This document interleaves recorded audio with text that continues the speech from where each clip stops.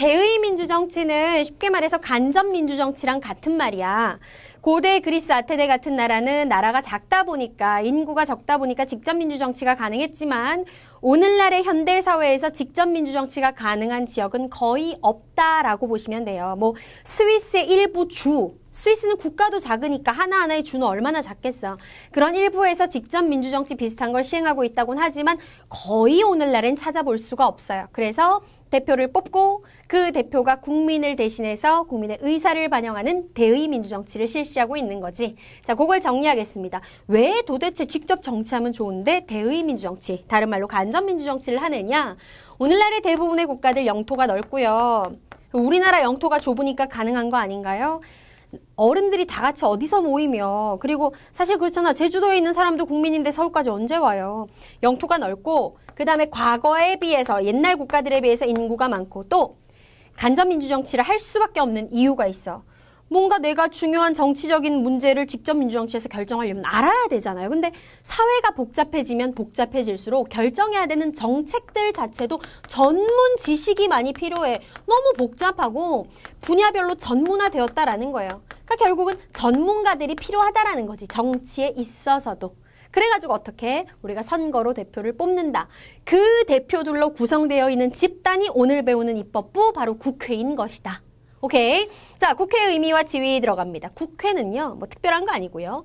국민이 국회의원 선거를 통해 가지고 뽑은 대표들로 구성되어 있는 기관, 집단을 국회라고 합니다. 여기서 말하는 국민이 선거로 선출한 대표들이 바로 국회의원이라고 불리는 사람들인 거죠.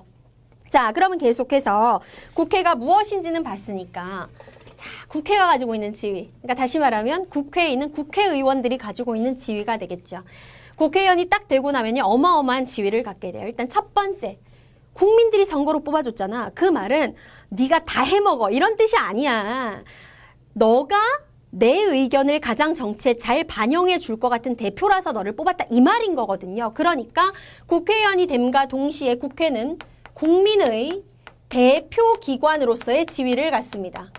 국민의 대표 기관이기 때문에 자기 마음대로 정치를 하는 게 아니라 국민의 의사, 의견과 생각, 국민의 이익을 대변하는 역할을 해야 한다는 거죠.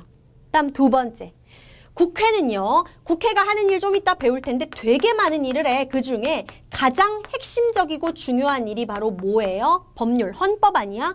법률을 만들고 고칠게. 고치는 일이잖아. 이게 입법기관으로서의 지위를 갖기 때문에 가능한 일이에요. 그 다음에 세 번째, 국회가 또 하나 중요한 지위를 가져. 국회는 국가 권력을 견제하는 기관으로서의 지위를 갖습니다. 국회가 입법부니까 나머지 권력하면 뭐가 있어요? 행정부, 사법부가 있는 거죠. 즉 여기서 말하는 국가 권력을 견제한다는 건 행정부와 사법부의 권력이 너무 커지지 않게 견제한다라는 거예요. 왜? 권력이 커지게 되면은 함부로 사용되게 되고 그러면 국민의 자유와 권리가 보장되지 않기 때문에 국민의 대표들로 구성된 국회는 반드시 국가 권력을 견제하는 역할을 수행해 줘야 된다라는 겁니다.